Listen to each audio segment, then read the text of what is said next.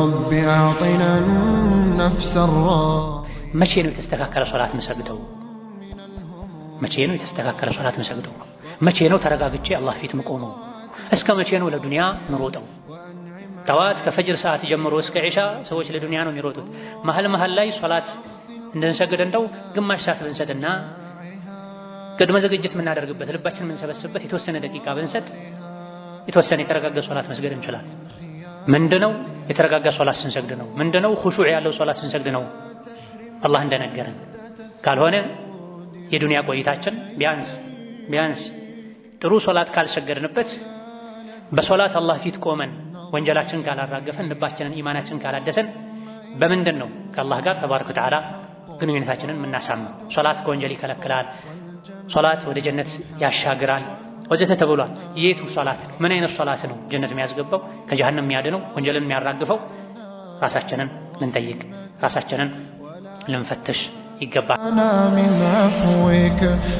አንድ ሰው ውሃ ሽንት እያጨናነቀው መጸዳጃ ቤት እያስፈለገው ሶላት ውስጥ አይግባ የሚል የነቢዩ ዓለይሂ ሰላቱ ወሰላም ሐዲስ አለ። ዒሻ ሶላት ከደረሰ እራትም ከቀረበ ከእራቱ ጀምሩ ብለዋል ነቢዩ ዓለይሂ ሰላቱ ወሰላም። አንድ ሰው ከራበው እራት ቀርቦ ሳለ የተዘጋጀ የበሰለ እራት ቀርቦ ሳለ እሱም ተርቦ ሳለ አዛን ስለሰማ ብቻ ወደ መስጂድ አይሂድ፣ ቀድሞ እራቱን ይብላ አሉ ነቢዩ ሰላቱ ወሰላም። መጸዳጃ ቤት ካስፈለገውም እየታገለ ለመመለስ እየታገለ ሶላት አይስገድ አሉ። ይሄ የነቢያችን ዓለይሂ ሰላቱ ወሰላም መመሪያ። ለምንድን ነው ይሄ የሆነው? ሐሳብ የሚሰርቅ ነገር ካለ ሶላቱ የአካል እንቅስቃሴ ነው የሚሆነው፣ የልብ አይሆንም፣ ጣዕም አይኖረውም፣ ትርጉም አይኖረውም። ሰግደን ኢማን አንጨምርም፣ ሰግደን ወደ አላህ አንቀርብም። ሶላቱ መቼ አልቆ ወደ መጸዳጃ ቤት በሮጡ ይሆናል ትኩረቱ ጭንቀቱ። ታዲያ ሶላተል ጀማዓ እንኳ የራበው ሰው ይተውና ይብላና የደረሰበትን ሄዶ ይስገድ ከተባለ ለሐሳብ መሰብሰብ ተብሎ ለሶላት ክብር ተብሎ እንዴት ነው ሰዎች እጃቸው ላይ ያለን ስልክ አውጥቶ መዝጋት የሚከብዳቸው? ሰው ሆኖ ማይረሳ የለም። አልፎ አልፎ ሁላችንም ልንረሳ እንችላለን። የረሳ ሰው ልክ እንደጠራበት ቶሎ ደንግጦ እጁን ወደ ኪሱ በመክተት አውጥቶ መዝጋት አለበት። አንዴ ብቻ አይደለም፣ በተደጋጋሚ የደወለ ጠርቶ የሚዘጋበት ሁኔታ አለ። ማይሰማ ሰው ነው እንዳይባል ድምፅ አለው አይደለም። ከባለስልኩ ይቅርና አጠገቡ ያለ ሰው ሁሉ እጁን ኪሱ ላይ ሰዶ አውጥቶ ስልኩን ሊዘጋ ይገባዋል። ሶላት ላይ ሐሳብ የሚሰርቅ ነገር ሁሉ መወገድ ስላለበት ሶላት ሲሰገድ ከሶላት ስነ ስርዓቶች አንዱ አለባበስ ነው ብለናል። ለሶላት መጨነቅ ልብስ ማዘጋጀት ያስፈልጋል። ንጹህ የሆነ ልብስ፣ ጠሃራ የሆነ ልብስ፣ ሰፊ የሆነ ልብስ፣ ጠባብ ያልሆነ አጭር ያልሆነ ቀዳዳ የሌለው ልብስ ተለብሶ መሰገድ አለበት። የሥራ ሰው በሥራ እያመካኘ የተነጀሰን ልብስ ወይም ተነጅሶ ሊሆን ይችላል ያለ የተጠራጠረ የሚለብሰውን ልብስ ለብሶ ሊሰግድ አይገባውም። የቆሸሸ ልብስ ለብሶ አላህ ፊትም ሊቆም አይገባውም። ነቢያችን ዓለይሂ ሰላቱ ወሰላም አንዳችሁ ለሥራው አንድ ልብስ ለሶላቱ አንድ ልብስ መጠቀም ማዘጋጀት ያቅተዋል እንዴ ባሉት መሰረት ነቢዩ ዓለይሂ ሰላቱ ወሰላም ሶላት የሚሰገድበት ልብስ ንጹህ መሆን አለበት። አላህ ፊት ነውና የምንቀርበው፣ አላህ ፊት ነውና የምንቆመው። ስብሰባ ድግስ ሰው ሲሄድ ያማረ ልብሱን ለብሶ እንደሚሄደው መስጂድ የአላህ ባሮች ጋር ለመገናኘት አላህ ፊት ለመቆም ንጹህ ልብስ መልበስ ያስፈልጋል። ጧሃራ ልብስ መልበስ ያስፈልጋል ብለን ليس من يقطع طرقا بطلا إنما من يتقي. إن الحمد لله نحمده ونستعينه ونستغفره ونعوذ بالله من شرور أنفسنا ومن سيئات أعمالنا من يهده الله فلا مضل له ومن يضلل فلا هادي له وأشهد أن لا إله إلا الله وحده لا شريك له وأشهد أن محمدًا عبده ورسوله. يا أيها الذين آمنوا اتقوا الله حق تقاته ولا تموتن إلا وأنتم مسلمون. يا أيها الناس اتقوا ربكم الذي خلقكم من نفس واحدة وخلق منها زوجها وبث منهما رجالا كثيرا ونساء واتقوا الله الذي تساءلون به والأرحام إن الله كان عليكم رقيبا. يا أيها الذين آمنوا اتقوا الله وقولوا قولا سديدا يصلح لكم أعمالكم ويغفر لكم ذنوبكم ومن يطع الله ورسوله فقد فاز فوزا عظيما أما بعد فإن أصدق الحديث كتاب الله وخير الهدي هدي محمد صلى الله عليه وعلى آله وأصحابه وسلم تسليما كثيرا وشر الأمور محدثاتها فإن كل محدثة بدعة وكل بدعة ضلالة وأوصيكم ونفسي بتقوى الله يا عباد الله فاتقوا الله تعالى حق التقوى يا الله باروچوي الله ያዛችሁን በመታዘዝ የከለከላችሁን በመከልከል ሁሌም በሁሉም ጉዳይ ላይ በሁሉም ቦታ ላይ ጌታ አላህን የሚገባውን ፍራቻ ፍሩት። ለአኺራችሁ ስንቅ ያዙ። ከስንቆች ሁሉ በላጭ ስንቅ አላህን መፍራት ነው። አላህን መፍራት ማለት ያዘዘውን መታዘዝ የከለከለውን መከልከል ነው። የሚወደውን መስራት የሚጠላውን መተው ነው። አላህ ተባረከ ወተዓላ ከሚወዳቸው እኛንም ወደ አላህ ተባረከ ወተዓላ ከሚያቃርቡን ወንጀላችንን ከሚያራግፉልን ደረጃችንን ከፍ ከሚያደርጉልን አላህን የመፍራት መገለጫ ከሚባሉ ነገሮች አንዱ ሶላት ነው። ባለፈው ሳምንት ኹጥባችን የሶላትን ያላቀ ደረጃ አንገብጋቢነቱን ትሩፋቱን በተወሰነ መልኩ አይተን በመጨረሻም ብዙ ሰጋጆች ዘንድ የሚታዩ የሶላትን አጅር የሚያጎድሉ ምናልባትም ሶላትን ዋጋ ሊያሳጡትና ሊያበላሹ የሚችሉ ስህተቶችን ማየት ጀምረናል። ሶላት ለሁሉም ሙስሊም በእኩልነት ወደ አላህ ተባረከ ወተዓላ የሚቃረብበት ገንዘብ አቅም የማይገድበው ትልቅ ውድ ዒባዳ ነው። ሁሉም ሙስሊም ሀብታምም ይሁን ድሃ፣ ወንድም ይሁን ሴት ሶላትን በመስገድ ወደ አላህ መቃረብ ይችላል። እንደ ዘካ፣ እንደ ሐጅ የገንዘብ አቅም፣ የጤና፣ የጉልበት አቅም ያለውና የሌለውን የማይለይ የዒባዳ አይነት ነው። ምን ቢያቅተው አንድ ሰው የተስተካከለ ሶላትን በመስገድ ወደ አላህ መቃረብ ሊያቅተው አይገባም። አላህ በረሕመቱ ወደሱ ልንቃረብበት ወደሱ ቤት ልንገባበት የከፈተልን መንገድ ነው ሶላት። ስለዚህ ሶላትን የመሰለ ዒባዳ የሰጠንን አላህን ተባረከ ወተዓላ በሚገባ ልናመሰግን፣ የሶላትን ደረጃ ልናውቅ፣ ሶላቱ የተስተካከለለት ሰው ሌሎች ዒባዳዎቹ ይስተካከሉለታል፣ ሶላቱ የተበላሸበት ሰው ሌላ ዒባዳው ዋጋ አይኖረውም ተብሏልና የኢማናችንን መጠን በሶላታችን ልንገመግም ልንመዝን ይገባናል።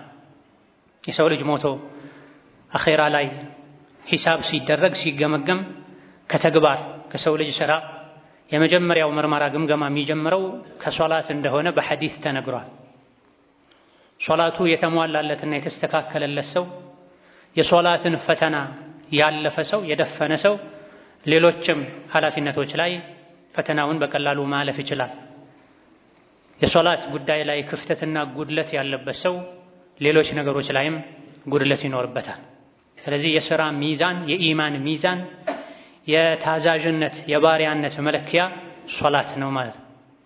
ሶላትን ቸላ ያለ ሌሎች የዲን ጉዳዮችንም ቸላ ይላል። ሶላቱ ላይ ጠንካራ ጥንቁቅ የሆነ ሰው ሌሎችም የዲን ጉዳዮች ላይ ጠንካራና ጥንቁቅ ይሆናል። ሶላትን ያጎደለ ቸላ ያለ ራሱን ነው የበደለው፣ የራሱን አኺራ ነው ያበላሸው። ለሶላቱ የተጠነቀቀ ከምንም በፊት ለሶላት ቅድሚያ የሰጠ ለራሱ ያሰበ የገባው የነቃ ሰው ነው።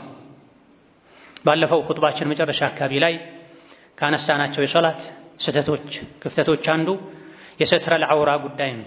ሶላት ሲሰገድ ከሶላት ስነ ስርዓቶች አንዱ አለባበስ ነው ብለናል።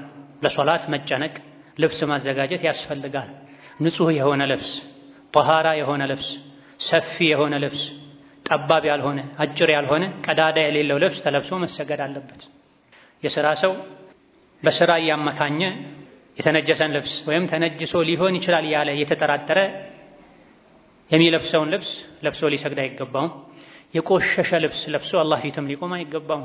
ነቢያችን አለይሂ ሰላቱ ወሰላም አንዳችሁ ለሥራው አንድ ልብስ ለሶላቱ አንድ ልብስ መጠቀም ማዘጋጀት ያቅተዋል እንዴ ባሉት መሰረት ነብዩ አለይሂ ሰላቱ ወሰላም ሶላት የሚሰገድበት ልብስ ንጹህ መሆን አለበት። አላህ ፊት ነውና የምንቀርበው፣ አላህ ፊት ነውና የምንቆመው። ስብሰባ ድግስ ሰው ሲሄድ ያማረ ልብሱን ለብሶ እንደሚሄደው መስጂድ የአላህ ባሮች ጋር ለመገናኘት አላህ ፊት ለመቆም ንጹህ ልብስ መልበስ ያስፈልጋል፣ ጧሃራ ልብስ መልበስ ያስፈልጋል ብለናል። ካለባበስ ጋር በተያያዘ መጨመር ያለበት ሌላ ጉዳይ ቢኖር ለሶላት የሚለበስ ልብስ ምስል ያለው ስዕል ያለው ትኩረት የሚስብ ሐሳብ የሚሰርቅ ጽሁፎችና ቃላቶች ማስታወቂያዎች ያሉትን ልብስ ለብሶ መስገድ አይገባም፣ አይቻልምም ጭምር።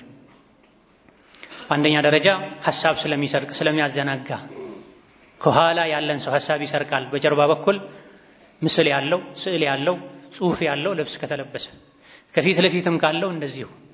ነቢያችን አለይሂ ሰላቱ ወሰላም አንድ ሰው ኩታ ጋቢ ነገር ስጦታ ሰጥቷቸው ለብሰው ሰገዱና ቶሎ ብለው ሶላት እንዳለቀ አውልቀው ወስዳችሁ ስጡት ይሄን ስጦታውን ለላከው ሰው ሌላ ልብስ ይቀይርልኝ፣ የዚህ ልብስ ስጦታ የሰጠኝ ልብስ ጥለቱ ዲዛይኑ ሶላት ውስጥ ሆኜ አዘናጋኝ፣ ሐሳቤን ሰረቀኝ ብለዋል ነብዩ ሰለላሁ ዐለይሂ ወሰለም።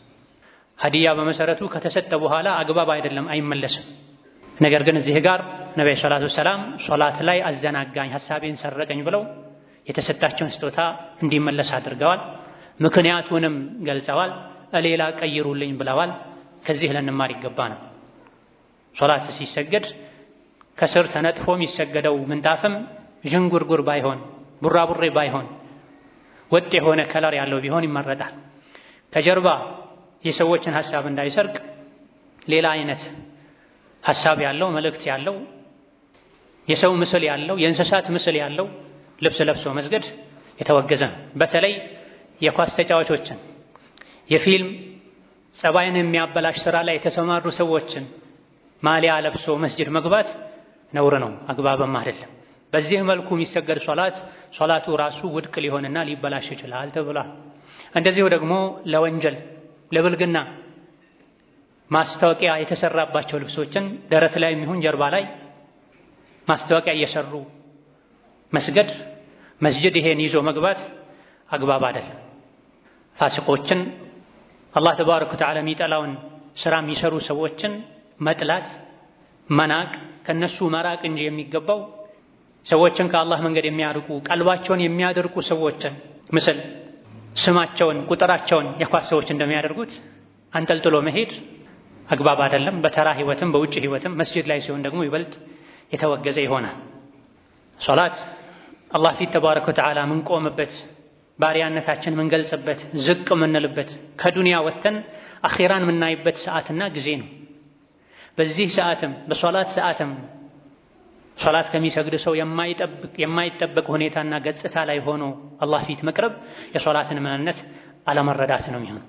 ሶላት ውስጥ ተገብቶ ልብ ተረጋግቶ ወንጀል ተራግፎ ኢማን ጨምሮ ከዱንያ ጋጋታ ራቅ ብለን አኺራን አስታውሰን ምን ወጣበት መልካም አጋጣሚ ልናደርገው ሲገባ አለባበሳችን፣ ዝግጅታችን አደብ ስርዓት የጎደለው በመሆኑ ምክንያት አጅር ማግኘታችን ቀርቶ ወንጀል ሸምተን ምን ወጣ ሊሆን ይገባ።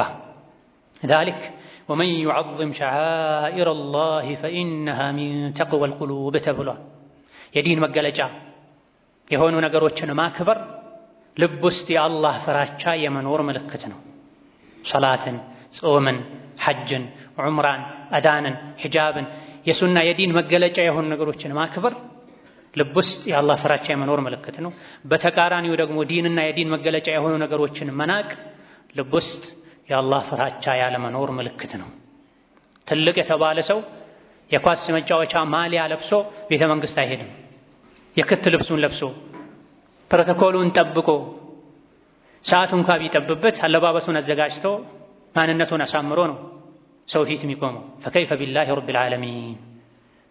ከሶላት ከዲን አላህን ከመታዘዝ ተቃራኒ የሆነ ገጽታ ሊኖረው አይገባም። ሶላት የሚሰግድ ሰው ለሶላት ሰፋ ያለ ጀለቢያ ሽርጥ ካልተቻለም ከስራ ጋር ካልሄደም ሰዎች የክት ልብስ የሚሉት ንጹህ የሆነ በልኩ የተሰራ ንጹህ የሆነ አለባበስን ለብሶ አላህ ፊት መቆም ይገባል።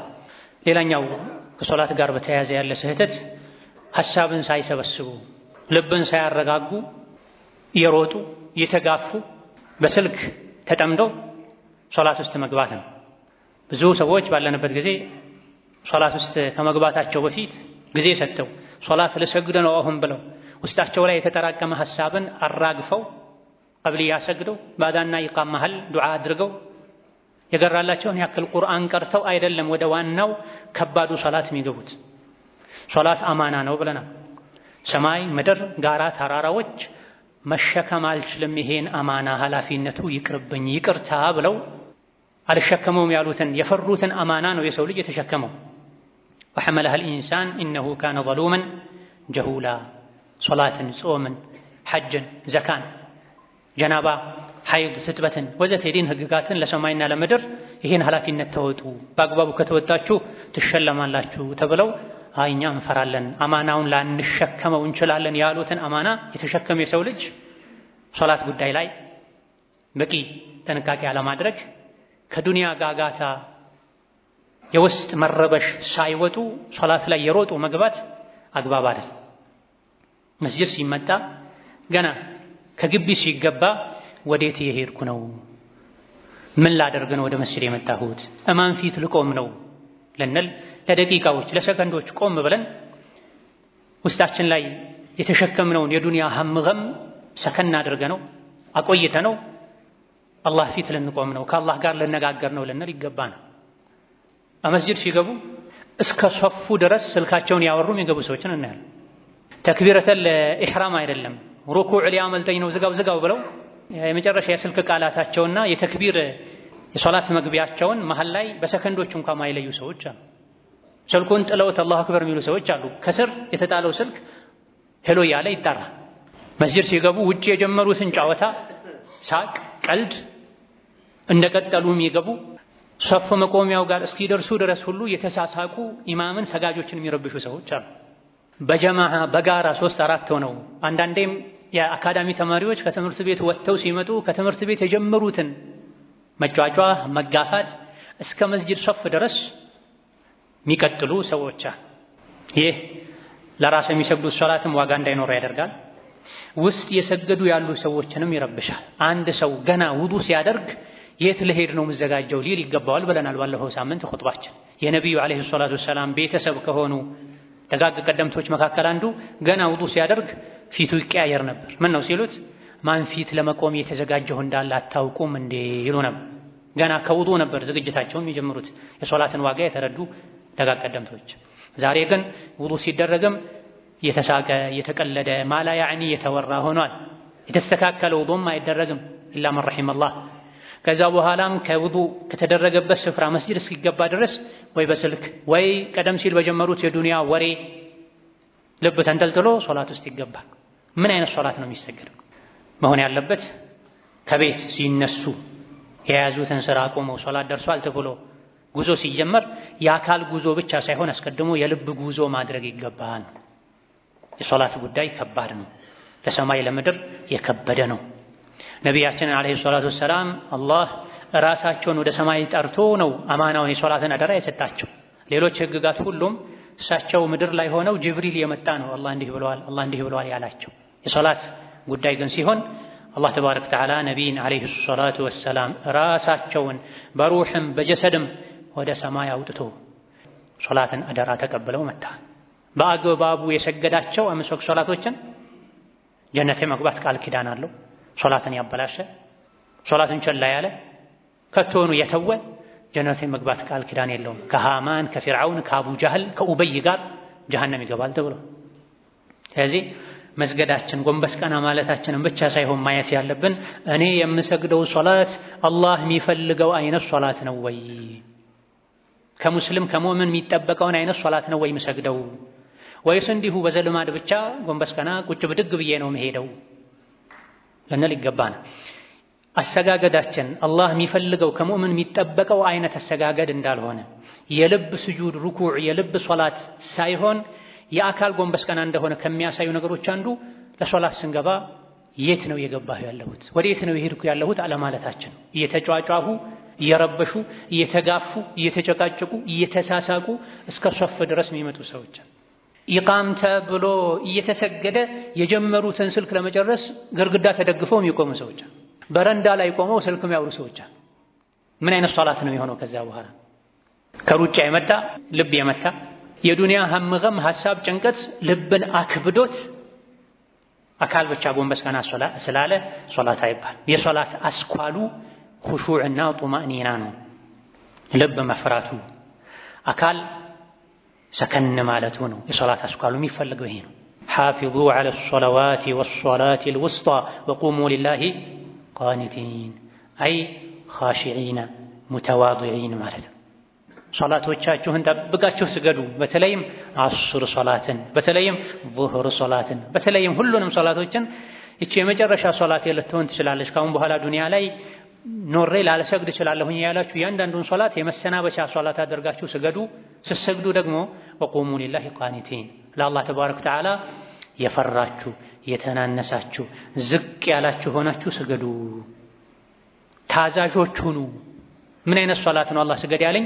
ያን አይነት ሶላት እሰግዳለሁ በሉ ነው የተባለው። ተልክ ያለፈ ችኮላ፣ ሩጫ፣ የሶላትን ማዕና ትርጉም አለማወቅ፣ ለስሙ ብቻ መስጂድ ገብቶ መውጣት የሶላትን ክብር መንካት ነው የሚሆን። ሶላት ስንሰግድ ከአካላችን ይልቅ ልባችን ነው ሶላቱ ላይ መሆን ያለበት። ካልሆነ የአካል እንቅስቃሴ ብቻ ነው የሚሆን። በሶላት ውስጥ ከአላህ ጋር እንድንነጋገር ይፈለጋል። የሶላትን ጣዕም እንድናጣጥም እንድንቀምሰው ይፈልጋል። የሰው ልጅ ልቡን መፈለግ ያለበት 5 ቦታዎች ላይ ነው ተብሏል። አንዱ ሶላት ነው። 5 ቦታ ላይ ልቡን ፈልጎ ከልቡ ጋር ያልተገናኘ ሰው ልብ የለውም ተብሏል። አንዱ ሙስሊም ልቡን የሚፈልግበት ልቡን ሊያገኝበት የሚገባ ቦታ ሶላት፣ ዝክር ያለ ቁርአን እየቀራ ሶላት እየሰገደ ልቡን ያላገኘ ሰው አካሉና ልቡ ሩሑና ጀሰዱ ያልተዋሃደለት ሰው ልብ የለውም ማለት ነው። ትልቅ የሚሉትን ባለስልጣን ወይም የሚፈሩት የሚያከብሩትን ሰው ሰዎች የተንገጀገጁ ግራቀኝ እያዩ ቁና እየተነፈሱ አያናግሩም። ትልቅ ሰው ጋር ቀጠሮ አለኝ ብለው ሰዎች የቀናት ምናልባትም የሳምንታት ዝግጅት ሊያደርጉ ይችላሉ። ምን ልበል እሳቸው ፊት ስቀርብ፣ ምን አይነት ልብስ ልልበስ፣ እንዴት ልቁም፣ እንዴት ልቀመጥ ተብሎ ስነ ስርዓት ይጠየቃል። ዝም ተብሎ ትልቅ ሰው ፊት ዘው ተብሎ አይገባም፣ አይቆምም። ፈከይፈ ቢላሂ ረብል ዓለሚን። በልባችን ነው አላህ ፊት መቆም ያለብን። በልባችን ነው አላህ ፊት መቅረብ ያለብን። ስንሰግድ የሶላቱን ጣዕም መቅመስ መቻል አለብን። ካልሆነ አልሰገድንም ማለት ነው። የአካል እንቅስቃሴ ብቻ ቢሆን ከስግደት የሚፈለገው የሚያድነው ሌላም ኩፍር ሽርክ ላይ ያሉ ሰዎችም ሶላት ብለው ሄደው ይሰግዳሉ።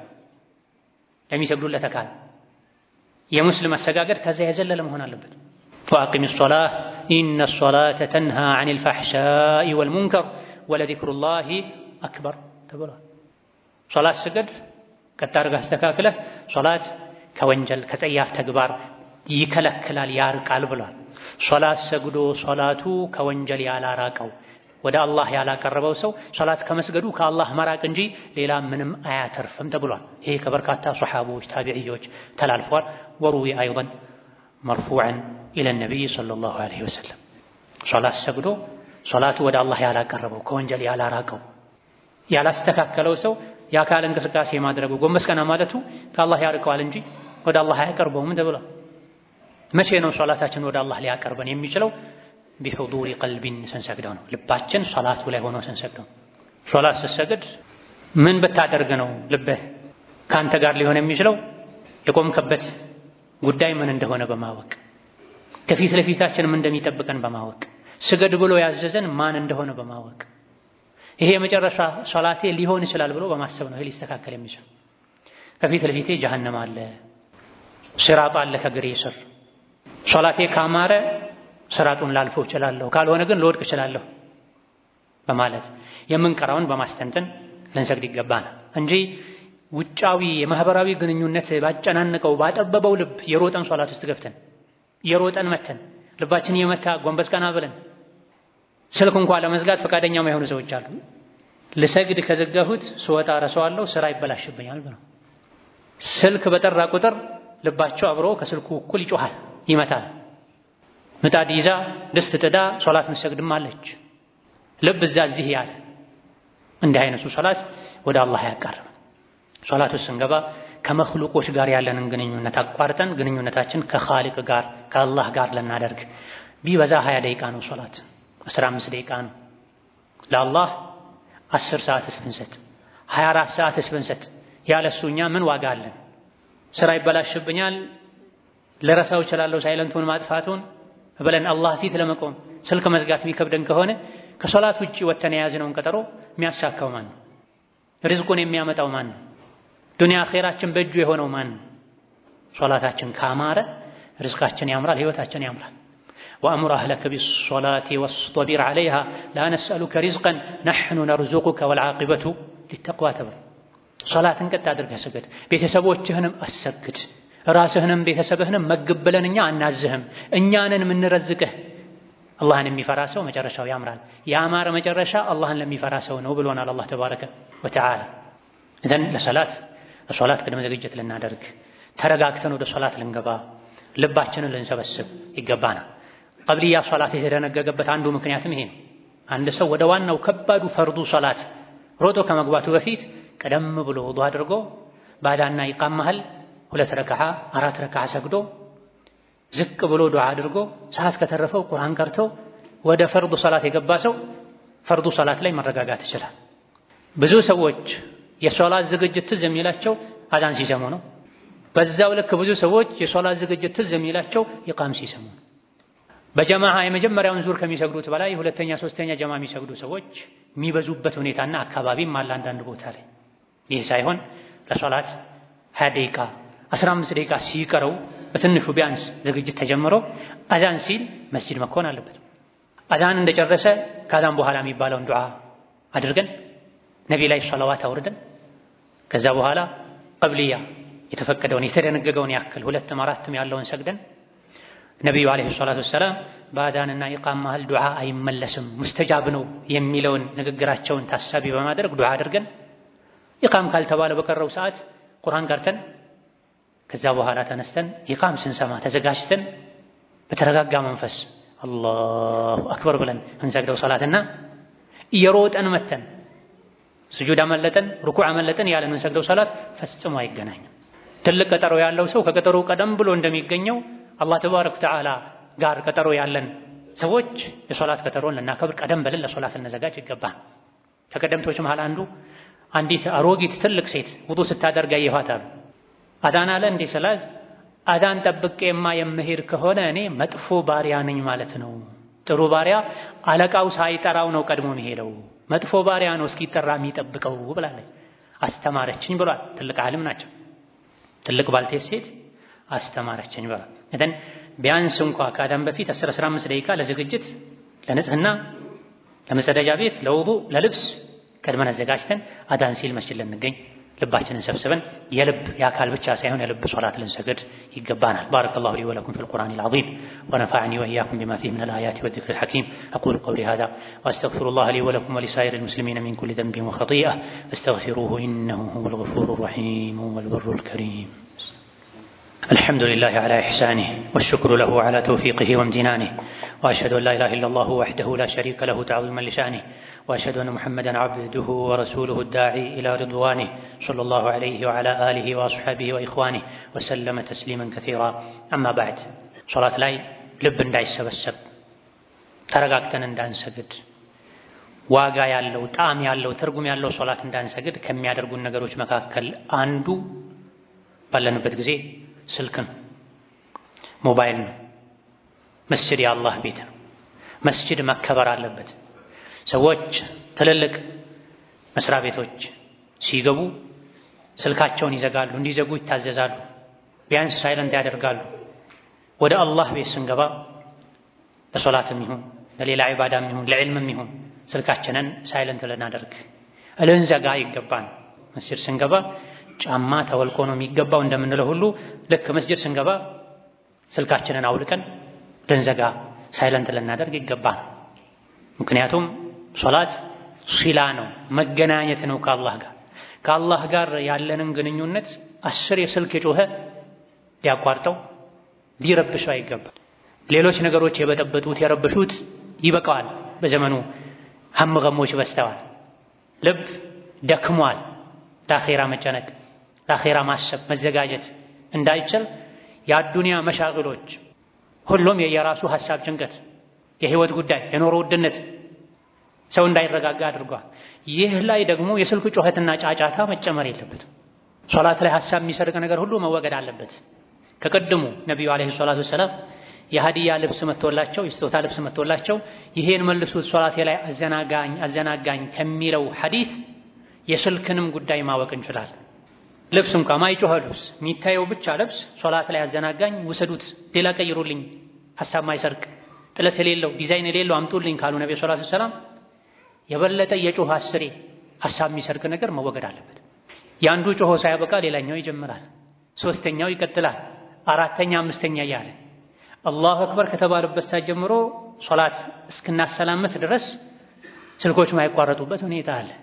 የከፋው ደግሞ ያንዳንዱ ዘፈን ነው፣ የለየለ ዘፈን ነው። ያንዳንዶቹ ደግሞ ያለ ወቅቱ ያለ ቦታው አዛን ነው፣ ያንዳንዶቹ ቁርአን ነው፣ ያንዳንዶቹ አዝካር ነው። ሁሉም ነገር ቦታ አለው። አይደለም ዘፈን የሙዚቃ መሳሪያ ሶላት ላይ የአላህ ቤት ውስጥ ቸላ ሊባል ይቅርና አዛኑ እንኳ ቢሆን ቁርአኑ እንኳ ቢሆን ዚክሩ እንኳ ቢሆን በሶላት ሰዓት ላይ ውጫዊ ነገር መሰማት የለበት። ልክ አሱር ሶላት እንደተጀመረ የምሽት ዚክራቸው ስልካቸው ላይ የሚጀምር ሰዎች አሉ። ፈጅርም ላይ እንደዚሁ፣ ሌሎችም ሶላቶች ላይ እንደዚሁ። ይሄ ከምንድን ነው የመጣው? ለሶላት ስንገባ ቅድመ ዝግጅት ካለማድረጋችን ነው የመጣው። አንድ ሰው ውሃ ሽንት እያጨናነቀው መጸዳጃ ቤት እያስፈለገው ሶላት ውስጥ አይግባ የሚል የነቢዩ ዓለይሂ ሰላቱ ወሰላም ሐዲስ አለ። ኢሻ ሶላት ከደረሰ እራትም ከቀረበ ከእራቱ ጀምሩ ብለዋል ነቢዩ ዓለይሂ ሰላቱ ወሰላም። አንድ ሰው ከራበው እራት ቀርቦ ሳለ የተዘጋጀ የበሰለ እራት ቀርቦ ሳለ እሱም ተርቦ ሳለ አዛን ስለሰማ ብቻ ወደ መስጂድ አይሂድ፣ ቀድሞ እራቱን ይብላ አሉ ነብዩ ሰለላሁ ዐለይሂ ወሰለም። መጸዳጃ ቤት ካስፈለገውም እየታገለ ለመመለስ እየታገለ ሶላት አይስገድ አሉ። ይሄ የነቢያችን ዓለይሂ ሰላቱ ወሰላም መመሪያ ነው። ለምንድን ነው ይሄ የሆነው? ሐሳብ የሚሰርቅ ነገር ካለ ሶላቱ የአካል እንቅስቃሴ ነው የሚሆነው፣ የልብ አይሆንም፣ ጣዕም አይኖረውም፣ ትርጉም አይኖረውም። ሰግደን ኢማን አንጨምርም፣ ሰግደን ወደ አላህ አንቀርብም። ሶላቱ መቼ አልቆ ወደ መጸዳጃ ቤት በሮጥኩ ይሆናል ትኩረቱ ጭንቀቱ። ታዲያ ሶላተል ጀማዓ እንኳ የራበው ሰው ይተውና ይብላና የደረሰበትን ሄዶ ይስገድ ከተባለ ለሐሳብ መሰብሰብ ተብሎ ለሶላት ክብር ተብሎ እንዴት ነው ሰዎች እጃቸው ላይ ያለን ስልክ አውጥቶ መዝጋት የሚከብዳቸው? ሰው ሆኖ ማይረሳ የለም። አልፎ አልፎ ሁላችንም ልንረሳ እንችላለን። የረሳ ሰው ልክ እንደጠራበት ቶሎ ደንግጦ እጁን ወደ ኪሱ በመክተት አውጥቶ መዝጋት አለበት።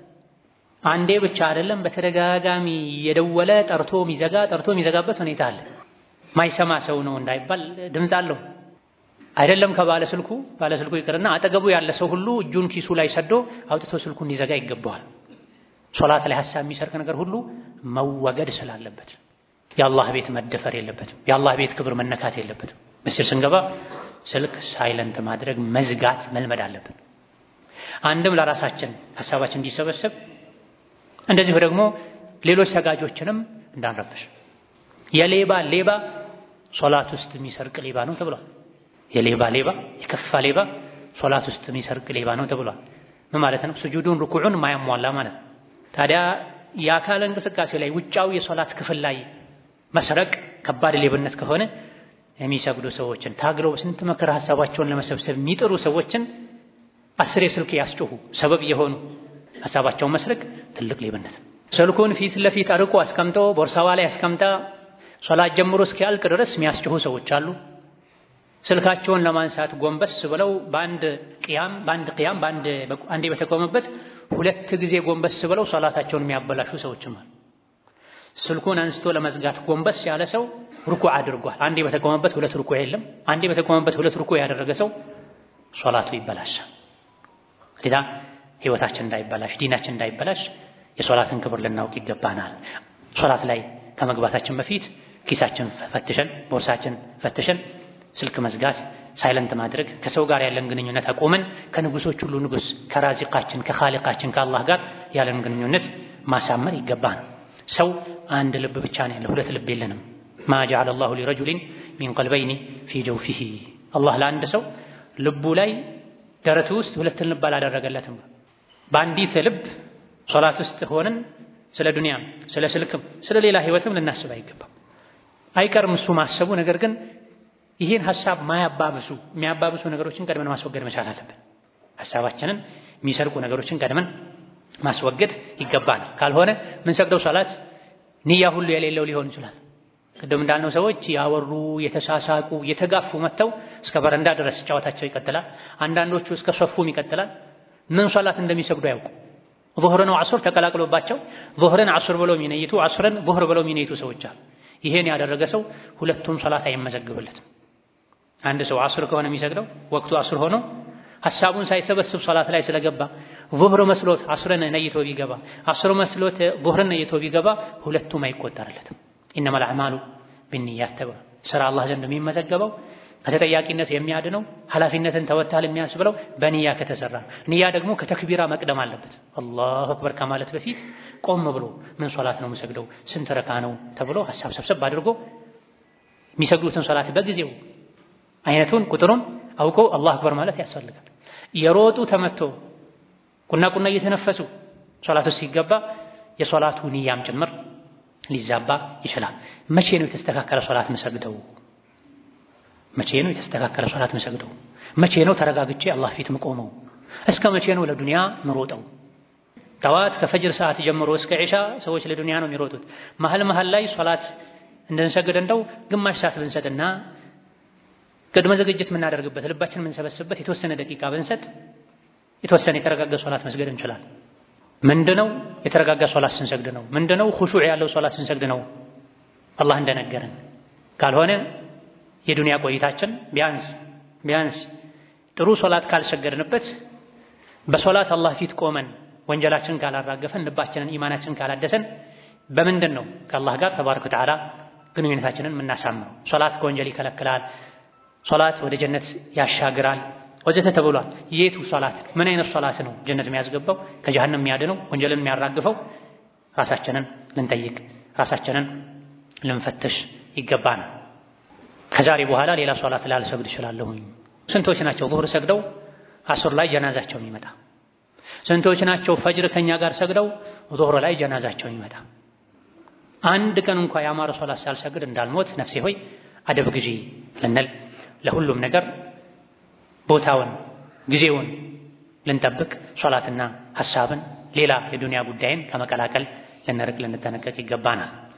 ثم صلوا وسلموا على البشير النذير والسراج المنير فقد أمركم بذلك ربكم قائلا إن الله وملائكته يصلون على النبي يا أيها الذين آمنوا صلوا عليه وسلموا تسليما اللهم صل وسلم وبارك على عبدك ورسولك نبينا محمد وعلى آله وأصحابه وأتباعه وسلم تسليما كثيرا اللهم أعز الإسلام والمسلمين وأذل الشرك والمشركين ودمر أعداءك أعداء الدين اللهم اجعل هذا البلد آمنا مطمئنا سخاء رخاء وسائر بلاد المسلمين اللهم آمنا في دورنا وأوطاننا ولا تسلط علينا بذنوبنا من لا يخافك فينا ولا يرحمنا اللهم وحد صفوف المسلمين واجمع كلمتهم على الحق يا قوي يا متين اللهم من أراد بالإسلام والمسلمين شرا فاشغله بنفسه واجعل تدبيره تدميرا عليه يا ذا القوة المتين اللهم انصر المظلومين والمضطهدين في كل مكان اللهم انصر إخواننا في فلسطين اللهم انصر إخواننا في فلسطين وكن لهم مؤيدا ونصيرا وظهيرا اللهم كن لهم مؤيدا ونصيرا وظهيرا